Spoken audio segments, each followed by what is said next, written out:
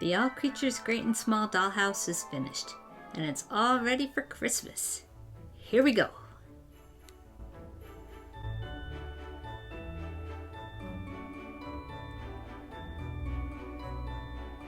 It was a big project.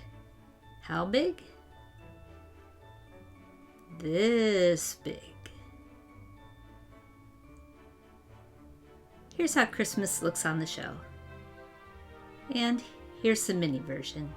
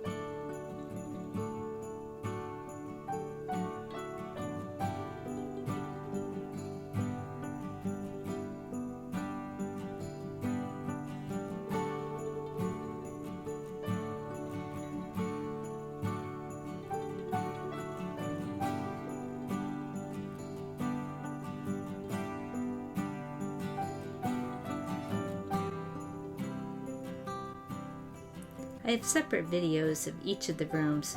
I'll link them below. And here in Mrs. Hall's office, she's busy wrapping presents. And I made that William Morris wrapping paper in miniature, and now I really need it in full size. Here's how they decorated the vet's offices on the show. And the mini version. Here's the hallway on the show. And the mini version. I do need some garland up and over the phone, I'm realizing now. Here's Siegfried's office and his collection of pewter Santas.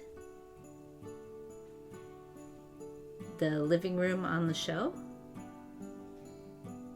And the mini version. The mini swag over the bed is older than my children.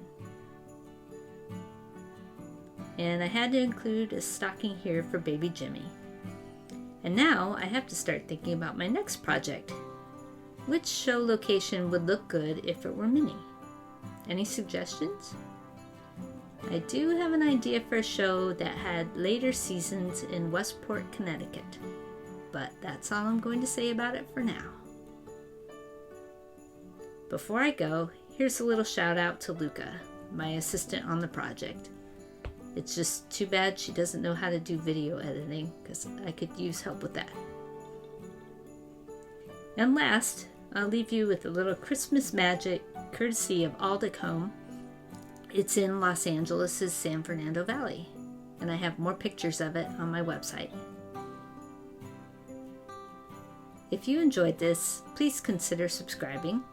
And for more Christmas magic in houses both great and small, visit my website, ifitweremine.com.